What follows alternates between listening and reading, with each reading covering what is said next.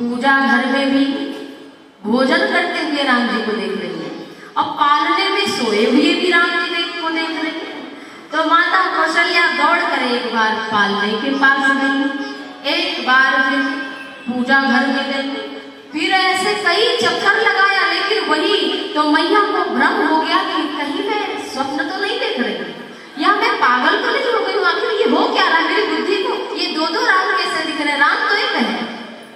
यहाँ वहाँ दुई बालक देखा मति भ्रम मोर की आन विशेषा, मेरी बुद्धि भ्रमित हो गई है, पागल हो गई हूँ मैं या कोई और बात है। जब राम जी ने देखा कि हमारी मैया बड़ी व्याकुल हो गई है तो मधुर मधुर राम जी मुस्कुरा दिए, प्रभु हंस दीन मधुर मुस्कान, प्रभु मुस्कुरा दिए और फिर प्रभु मुस्कुराते ही जैसे यशोदा मैया को कन्हैया ने अपने मुख में समस्त लोक लोकांतर ब्रह्मांड 14 लोक में सब कुछ दिखाया था, ऐसे ही प्रभु श्री राम आज कौशल्या मैया को दिखा रहे हैं। देख रावा माता ही निज अद्भुत रूप अखंड, रोम रोम प्रतिलागे कोटि कोटि ब्रह्मांड। क्या रूप दिखाया प्रभु श्री राम ने, देख रावा माता ही निज, ये राम जी का बालक वाला रूप नहीं है, राम जी का निज रूप विराट स्वरूप है। वह कौन सा रूप, अद्भुत रूप अखंड, समस्त चर अचर जड़ चैतन्य, जहां तक मन बुद्धि भी हमारी नहीं पहुंच पाती, रोम रोम प्रतिलागे कोटि कोटि ब्रह्मांड, एक रोम में करोड़ ब्रह्मांड, एक रोम में करोड़ों करोड़ों ब्रह्मांड दिखे।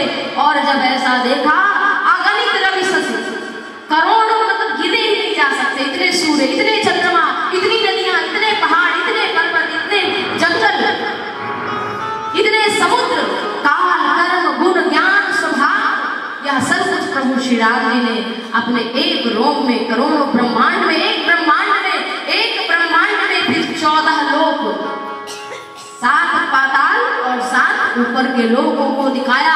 उसमें फिर भारतवर्ष को दिखाया, भारतवर्ष में फिर अयोध्या धाम को दिखाया, अयोध्या धाम में फिर मैया को वो महल दिखा और वो महल में भी अपने को बैठे भी देखा और श्री राम लला को भी देखा।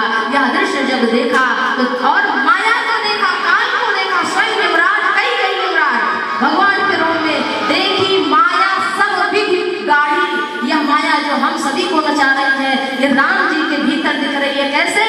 कर सभीत जोरे, अति सभीत जोरे कर ठाई, बड़ी डरी हुई माया है और हाथ जोड़ करके खड़ी है। तन पुलकित मन विस्मय भय, मैया का तन रोम रोम जैसे कटहल का फल होता है, इसी प्रकार से माता कौशल्या के रोम रोम पुलकित हो गए हैं और नेत्र सजल हो गए। मैया कौशल्या ने फिर अपने चरणों को, अपने नेत्रों को बंद किया और अपने हृदय में श्री राम जी के चरणों का ध्यान किया। सोचने लगी ये तो जगत के पिता हैं, इनकी स्तुति मैं कैसे कर सकती हूँ। जगत पिता मैं सुत कर जाना, मैं ब्रह्मांड के नायक परम पिता जो ब्रह्मा आदि के भी पिता हैं, उनको मैंने अपना बालक माना। इस तरह से जब मैया विस्मित हो गई तो प्रभु श्री राम जी ने कहा, फिर बालक बन गए भगवान, फिर बालक बन गए छोटे से राम जी और बोले हरि जननी बहुविधि समझाई। बहुविधि क्या समझाया कि आगे राम को बल दमन भी तो करना है और अपने बालक को कोई देखे बिना गलती के वो 14 साल के लिए तापस देश विशेष उदासी 14 वर्ष राम वनवासी, वो 14 वर्ष के लिए खड़ाऊ भी पहन के नहीं जा सकता, वो लंगोटी भी दूसरी नहीं लेकर जा सकता, जो पहने हैं बस वही उतना लेकर के, और इसके अतिरिक्त तो कुछ नहीं ले जा सकता। तो माँ तो उसी समय प्राण त्याग देती। इसलिए भगवान ने पहले ही बता दिया कि देखो बहुविधि समझावा, आगे हमारी बहुत सारी लीलाएं, तो लाभ के बेटे बनकर नहीं आए। अभी सुग्रीव भी प्रतीक्षा में, सुग्रीव भी को बाल से डरकर मार दे रहा है और देखो विभीषण भी वहाँ है, लंकापति भी वहाँ है, सबका कल्याण करना, केवल आपके लिए नहीं आए मैया। ये पूरी बात मैया को हरि जननी बहुविधि समझाई और साथ में भी कह दिया यह जन कटहु कहस जनी माई, हे माई, हे भैया, ये बात हमारे आपके बीच की है, तीसरे को मत बताना, नहीं तो लीला बिगड़ जाएगी। बार बार कौशल्या विनय करे करके मैया कौशल्या बार बार हाथ जोड़कर भगवान से कहती है कि मैं किसी से कहूंगी नहीं, लेकिन हे हरि, अब ये हमें आपकी माया माया दोबारा कभी व्याप्त ना हो, मैं आपको केवल बालक न मानूंगा। भगवान ने बहुत सुंदर सुंदर अति सुंदर लीलाएं की। थोड़ा समय इस तरह से व्यतीत हुआ, चूड़ाकरण आदि संस्कार हुए। प्रभु श्री राम जी भाग करके जाते हैं बाहर, धूल लपेट लिए हैं। निगम ने शिव अंत न पावा, वेद पुराण जिनका अंत नहीं पाते हैं। मैया कौशल्या जब बुलाने गई, राम जी ने यहाँ ताई धरई जननी हठ धावा, जबरदस्ती मैया दौड़ कर पकड़ लेती है। चल चल चल चल, गोदी में उठा लिया, बहुत दूर लगी है, दशरथ जी की गोदी में लाकर डाल दिया। धूसर धूरी भरे तनुआए, राम जी के पूरे अंग अंग में अयोध्यापुरी की धूल भूषरित है। प्रभु श्री राम जी पीताम्बरी धूल से सनी हुई है, लेकिन महाराज इसमें विचार नहीं करते। भूपति बिहसी गोद बैठाए, महाराज दशरथ रामलला को अपनी गोदी में बैठाते हैं और अपने हाथ से रामलला को गोद में बैठाकर भोजन कराते हैं। इस तरह से प्रभु राम जी ने बहुत सुंदर सुंदर लीलाएं की हैं, जो अन्यत्र पुराणों में भी वर्णित हैं। शारद शेष शंभु श्रुति गाए, तुलसीदास जी कहते हैं मैंने ही नहीं, वेद पुराण भगवान शंकर ने भी इस चरित्र को गा करके कहा है। थोड़ा समय बीता, श्री राम जी पढ़ने गए। लोग कहते हैं, आजकल हमसे भी पूछते हैं कि बालक का मन, बालिका का मन पढ़ने में नहीं लग रहा, कोई उपाय बता दीजिए। तो भैया अगर आपके बालक बालिका या घर परिवार में पड़ोस में भी किसी बच्चे का मन ना लगे, तो उसे ये चौपाई याद कराओ और प्रातः काल हनुमान चालीसा पढ़ा करके 11 बार इस चौपाई, 2 चौपाइयों का पाठ करो, नहीं हो तो एक ही का, और इससे निश्चित ही बालक की बुद्धि शुद्ध हो जाएगी। वो कौन सी चौपाई है? गुरु गृह गए पढ़न रघुराई,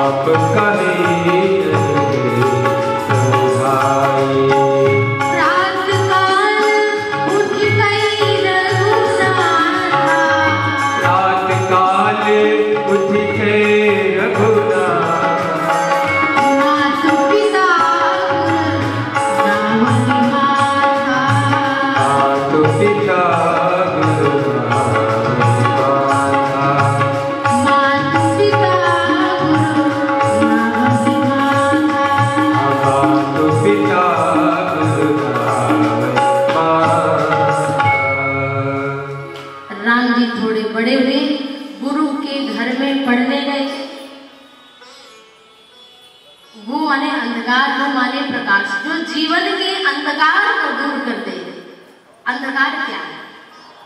अंधकार यही माया ही तो अंधकार है। इसी के वश में होकर के हम सदैव भटकते रहते हैं और अंततः प्राण निकल जाते हैं, सुख नहीं मिलता। तो गुरु वो है जो जीवन में हमें विनम्रता दे, विद्या ददाति विनयम। अब हम क्या हो गए? संस्कार नहीं। सवेरे सवेरे लोग उठते हैं तो कहते हैं गुड मॉर्निंग। बताओ आज तक किसी के कहने से मॉर्निंग गुड हुई क्या? गुड मॉर्निंग नहीं, भारत की तो भोर है राम। सुबह उठो तो बोलो सीताराम। गुड मॉर्निंग नहीं, सीताराम हमारी भारतीय सनातन संस्कृति। आधुनिक विद्या हम पढ़े सीखे अच्छा है, क्योंकि अन्यत्र देशों के बराबरी में तो हमें रहना ही है, परंतु हमारी जो संस्कृति है उसको बचाकर भी तो रखना है। बताओ कितने लोग हैं जो युवा होकर के बच्चे कथा सुनते हैं और लोग कहते हैं टाइम नहीं मिला पढ़ाई। अरे उतनी देर बच्चे मोबाइल में लगे रहते हैं, ये झूठ। अरे कहते हैं आधा घंटा तो 10 मिनट सही रामचरितमानस का पाठ करो, गीता गीता का पाठ कर लो, 2-4 तो श्लोक दोहा कुछ तो पढ़ लो। विनम्रता आपको ढूंढनी नहीं पड़ेगी, विनम्रता स्वतः आपके भीतर भर जाएगी। आपको केवल कुछ 2-4 दोहे चौपाइयां ही पढ़नी। अगुरु गृह गए पढ़न रघुराई, राम जी गुरु के घर में पढ़ने गए, विद्या पाई नहीं। स्वतः राम जी तो जिनके श्वास से ऋग वेद, यजुर्वेद, सामवेद, अथर्ववेद स्वतः जिनके श्वास से निकलते हैं, वो स्वयं राम जी में आकर के सारी विद्याएं समाहित हुई। लेकिन विद्या का मतलब क्या है? झुक जाना, माता पिता का सम्मान करना। आज मैं देख रही हूँ कि सबसे ज्यादा दुखी है अपने पुत्र से तो उनके माता पिता दुखी, सबसे ज्यादा रो रहे हैं किसे? अपनी संतान से। क्यों? इसमें पुत्र पुत्री की ही गलती नहीं है, इसमें आपके संस्कारों की ही गलती है। आपने कभी अपने बच्चों को समय नहीं दिया, कभी नहीं सोचा कि यही हमारा भविष्य है। उनको बस ये विदेश में पढ़ ले, यहाँ पढ़ ले, लेकिन फिर क्या होता है? माता पिता को वृद्धाश्रम में भेज देते। हमारी जानकारी में कई ऐसे लोग हैं कि जो ऐसी ऐसी घटनाएं बताए कि अपना जीवन, अपना घर सब कुछ बेच करके बच्चे को पढ़ाया विदेश में और पढ़ करके वही शादी कर ली। और पैसा कुछ कम पड़ रहा था तो जिसमें माँ रह रही थी, बोले माँ अब आपको वृद्धाश्रम में रख देते हैं, हम भी नहीं आ पाएंगे और ये घर हमारे पास पैसा कम पड़ रहा है, ये घर बचा था उसको भी बेच लिया। तो ऐसा संस्कार, ऐसी शिक्षा बताइए। पिता भी चला गया, माँ अकेले दूसरे के घर बर्तन मांझ के जीवन यापन कर रही है कि भैया मुझे जीने दो, मैं तो यही पड़ोस वाला घर सोचूंगी कि मेरे पति इस घर में रहते थे, यही मेरे लिए मंदिर है, मैं इसी को प्रणाम करके, इस देवरी को प्रणाम करके मैं जीवन यापन कर लूंगी। तो बताओ वो विद्या है क्या? ऐसे विद्या से अच्छा है कि ठेला चला ले, सब्जी बेच ले, लेकिन माता पिता की सेवा तो होनी चाहिए।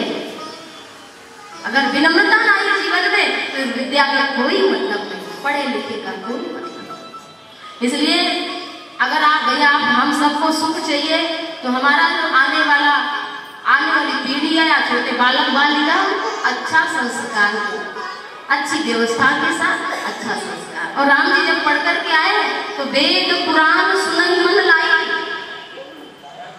यद्यपि राम जी के लिए ही वेद पुराण है, उन्हीं से वेद पुराण है, परंतु राम जी पढ़ कर के आए तो वेद पुराण को सुनते हैं वशिष्ठ जी से और दौड़ कर आते हैं तो तीनों भाइयों को बुला लेते हैं, आप कहें अनुजन सब खाइए। अरे भैया आज हमने सुना माता पिता की सेवा करने से ऐसा हुआ, ऐसा हुआ, ऐसा हुआ। तो भाई भी सुनते हैं। इस तरह से चारों भाइयों में अनन्य प्रेम हुआ और प्रातः काल उठी कई रघुनाथा, मातु पिता गुरु नावई माता। प्रातः काल उठते हैं और माता पिता गुरु को प्रणाम माथा रख कर करते हैं। हम आजकल देखते हैं कि लोग दूसरे को प्रणाम कर देते हैं, लेकिन अपने माता पिता को कहते हैं कभी प्रणाम ही नहीं किया, शर्म आ रही है। प्रतिदिन कहो कि आप उठ करके प्रणाम कर लो, तो हमने बहुत से ऐसे लोगों को कहते हैं कभी प्रणाम ही नहीं किए, शर्म आती है। कैसे चरण दबाए माता पिता के में शर्म आती है? बताइए, ऐसा संस्कार हमको मिल गया कि माता पिता को गुरु को प्रणाम करने में हमें शर्म आने लगे, तो ये तो हमारे लिए शर्म की बात है। माता पिता गुरु नाम माथा उठते कब राम जी? प्रातः काल। एक संत बता रहे थे कि बहुत पहले की बात, जब मोबाइल नहीं था, एंड्रॉइड और ये कीपैड वाला फोन नहीं था, पीसीओ चलता था, लोग दूर जाते थे फोन करने, उसके बाद फिर 1 रुपये डालने वाला भी आ गया। तो एक संत बता रहे थे कि हमें जरूरत थी तो हम रात में गए फोन करने पीसीओ पे। तो हमने फोन जब लगाया तो क्या, सभी लाइनें अभी व्यस्त हैं, कृपया थोड़ी देर बाद फोन लगाएं, थोड़ी देर बाद फोन करें, सभी लाइनें व्यस्त हैं, इस रूट की सभी लाइनें व्यस्त हैं, कृपया थोड़ी देर बाद कॉल करें। तो बोले कि पीसीओ वाले ने कहा कि देखिए महाराज जी आप सवेरे आइए। क्यों भैया? कहा सवेरे हर आदमी जो है सोया रहता है और ये लाइन जो बिजी रहती है खाली रहती है। तो बोले कि हमें ठीक समझ आ गया कि सच में दिन भर का थका आदमी, रात में भजन नहीं होता, लेकिन सवेरे सवेरे लाइन हमारे दिमाग की बिल्कुल खाली रहती है, थकान दूर रहती है, तो इसलिए सवेरे सवेरे उठो तो लाइन बिजी नहीं और सवेरा ही वो ब्रह्म मुहूर्त है जो ब्रह्म की प्राप्ति का सबसे अच्छा समय है। इसलिए ब्रह्म मुहूर्त में उठने से ही ब्रह्म की प्राप्ति हो सकती है, क्योंकि उस समय देवता जागृत रहते हैं। पशु पक्षी देखो सब अपना नियम का पालन करते हैं। चिड़िया कभी देखते हैं कि 10 बजे सो के उठी है कोई चिड़िया? कोई गाय जो है आपने देखा कि 12 बजे तक सो रही है गाय?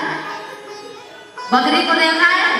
नहीं देखा, सब सवेरे उठ जाते हैं। लेकिन एक आदमी है कि ना तो ये समय को उठता है और ना ठीक खाता है। एक गाय को अगर आप चाहे वो 10 दिन की भूखी हो, लेकिन उसे मांसाहार दो तो वो नहीं करेगी। लेकिन एक शेर अगर कई दिन का होगा, उसे घास दो तो घास नहीं खाएगा। प्रकृति में जीव जंतु अपना स्वभाव नहीं परिवर्तित करते। प्रकृति ने उनको जैसा बनाया है उसी का आहार, उसी का विहार, वैसा जीवन शैली। लेकिन एक मनुष्य है, उसको बकरा दो खा लेगा, मुर्गा दो खा लेगा, शमशान बना है पेट। और कब तक सोता रहे पता नहीं। तो हमारा ना तो सही समय पर उठना है, ना सही खाना है, तो मनुष्य कहलाने योग्य है नहीं, और हम कहला रहे हैं वो अलग बात है। तो गोस्वामी तुलसीदास जी कहते हैं हर माता पिता की इच्छा होती है कि जिस बालक बालिका को हमने जन्म दिया, पढ़ाया लिखाया, अपना पूरा जीवन उसके लिए खर्च कर दिया, अपना एक एक सुख त्याग दिया कि हमारे बच्चों की फीस जाएगी, हम थोड़ा कम खा लेंगे, घूमने जाना नहीं, इस महीने हम नहीं जाएंगे, हमें बच्चों की फीस देनी है, इसलिए हम थोड़ा थोड़ा कलेक्ट करते हैं धन और इसे कोई कोर्स करना है। लेकिन वही बालक बालिका जब कुछ योग्यता, सांसारिक योग्यता प्राप्त कर लेती है तो सबसे पहले अपने माता पिता को भूल जाते हैं। लेकिन राम जी से नहीं है, आयस मांगी करहि पुर काजा। वो ध्यान सुनिए, आयस पाई करहि पुर काजा। आज्ञा पाकर के सारे नगर का काम करते, मांग करके आते, देख चरित्र मन हरसई राजा। आज महाराज दशरथ जब देखते हैं कि हमारे बेटे हमसे पूछ पूछ करके काम करने लगे, तब बड़े प्रसन्न हो जाते हैं। इस तरह से थोड़ा समय व्यतीत हुआ। गोस्वामी तुलसीदास जी कहते हैं यह सब चरित्र कहा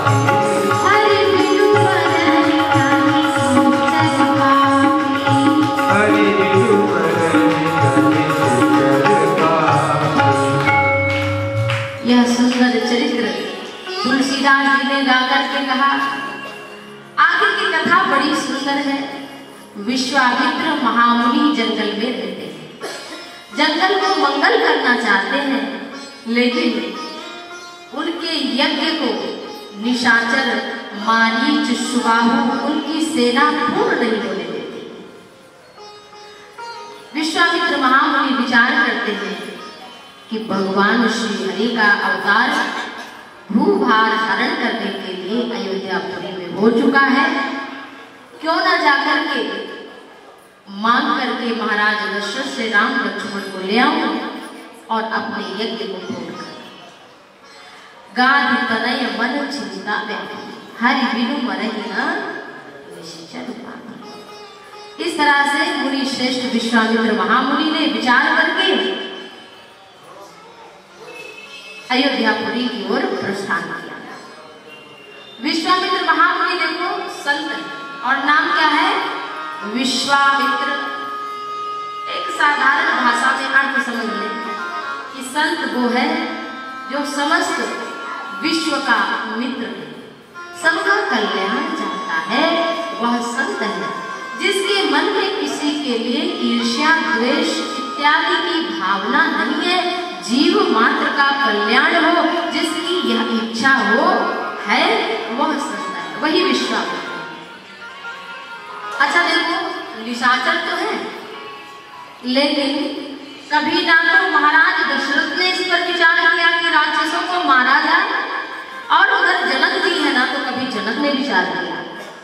जिस कार्य को राजा भी भूल जाते हैं, तो कोई धर्म गुरु ही राजा को भी जगा सकता है। तो इस तरह से विश्वामित्र महामुनि विचार करके जब अयोध्यापुरी में पहुंचे तो सबसे पहले सरयू मैया में स्नान किया। बोलिए सरयू मैया की। जैसे ही महाराज दशरथ को समाचार मिला कि विश्वामित्र महामुनि आए हैं, तो विप्र समाज को लेकर के द्वार के आगे बढ़े। जैसे विश्वामित्र महामुनि दिखे, उनको लेकर के आए और अपने सिंहासन पर बैठा दिया। कथा बहुत ध्यान से सुना। विश्वामित्र महामुनि एक मुनि है, लेकिन उनको कहाँ बैठाया? अपने आसन पर। यद्यपि उनके लिए एक अलग आसन होना चाहिए था, क्योंकि वो विश्वामित्र एक मुनियों के श्रेष्ठ है। इनका जन्म क्षत्रिय वंश में हुआ था, परंतु इतनी तपस्या की, इतनी गायत्री का जप किया कि ये क्षत्रिय से ब्रह्मर्षि हो गए। इनका गोत्र ही क्षत्रिय से ब्राह्मण बन गए, इनका वर्ण ही बदल गया। तो इसलिए भाई राजगद्दी पर उसी को बैठाया जा सकता है जो नीति को जानता था, धर्म को जानता था। और विश्वामित्र तो क्षत्रिय कुल में जन्मे थे, तो उनसे अच्छा कोई राजनीति जान ही नहीं सकता। और इस दृष्टि से भी कि जब हरिश्चंद्र का जन्म हुआ था, रामचंद्र और हरिश्चंद्र दोनों के पीछे चंद्र लगा हुआ है, तो संत जन प्रेम की भाषा में कहते हैं कि जब कोई चंद्र आता है रघुकुल में, तब विश्वामित्र का आगमन हो जाता है। और विश्वामित्र जी जब आए तो डर गए कि पता नहीं क्या मांग ले। हरिश्चंद्र को बताओ, शव से कर लेना पड़ा। इसलिए अपने सिंहासन पर ज्यादा से ज्यादा अयोध्या ही तो ले जाएंगे, ले गए। उनको अपने सिंहासन पर बिठा दिया और दंडवत किया, सम्मान किया, अपने आसन पर बैठाया, चरणों को पखारा, बहुत प्रकार से पूजा की, ये खुश हो गए और कहा महाराज हमारे समान कोई दूसरा धन्य नहीं है। सुंदर भोजन करवाया और फिर अपने चारों पुत्रों को ला करके चरणों में कहा चलो प्रणाम करो। चारों पुत्रों ने प्रणाम किया और जब राम जी को विश्वामित्र जी ने देखा तो अपलक नेत्रों से एक टक देखते रहे। भयउ विदेहु विदेहु विषेहि, जिनको देख करके विदेह राज जनक देह भाव में हो गए थे, और उनको देख करके विश्वामित्र महामुनि राम देख मुनि देह विशारी, अपना जो शरीर है उसको भूल गए। राम जी के स्वरूप को देखने लगे, अपना देहभान मिट गया। और जब देखा, इतने ध्यान से पलक नेत्रों से राम जी को देख रहे, तो दशरथ जी सोच रहे कि पता नहीं क्या देख रहे, क्या करने वाले हमारे पुत्र के साथ। बीच में ही कह दिया कि कारण आगमन तुम्हारा,